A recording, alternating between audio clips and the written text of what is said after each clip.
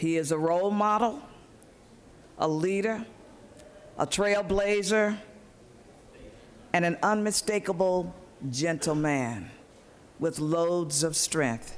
Georgia State Senator Freddie Sims and other members of the state Senate are sending prayers and love to former President Jimmy Carter and his family tonight. Today, she took to the floor to remind the Senate of the courage and the leadership Mr. Carter had when he sat in the Georgia chamber and when he was elected governor. And so many of us are lifting President Carter up in our thoughts and prayers tonight, from world leaders to his close neighbors and friends. Absolutely. And tonight, 11 Alive, John Sherrick is talking with those who have known him for decades and say they wish the rest of the world could know him as a caring friend as well. John? One of Mr. Carter's closest friends is Nelle Ariail. She lives just around the corner from him in Rosalynn, and she has kept scrapbooks of memories of their friendship over the decades.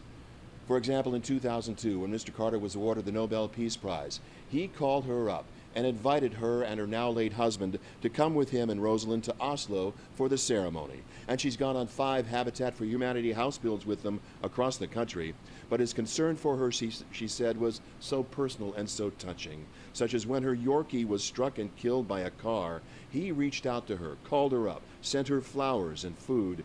She says in Jimmy Carter, she'll be losing a dear friend. My prayer is that he just won't suffer a lot. And he made the decision himself to just come home without treatment and be with family. And it's heartbreaking in one way, but it's a relief in another way. He won't be suffering. So at 98, he deserves that.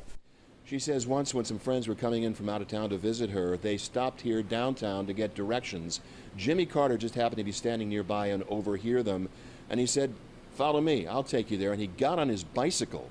And on his bicycle, he rode ahead of them and led them to her house. And when he rode up, she was on the front porch, and he called out to her. He said, "Y'all got company," and he kept on going. Just one of the many kindnesses, one of the many reasons people here in Plains will say they'll be losing a dear friend.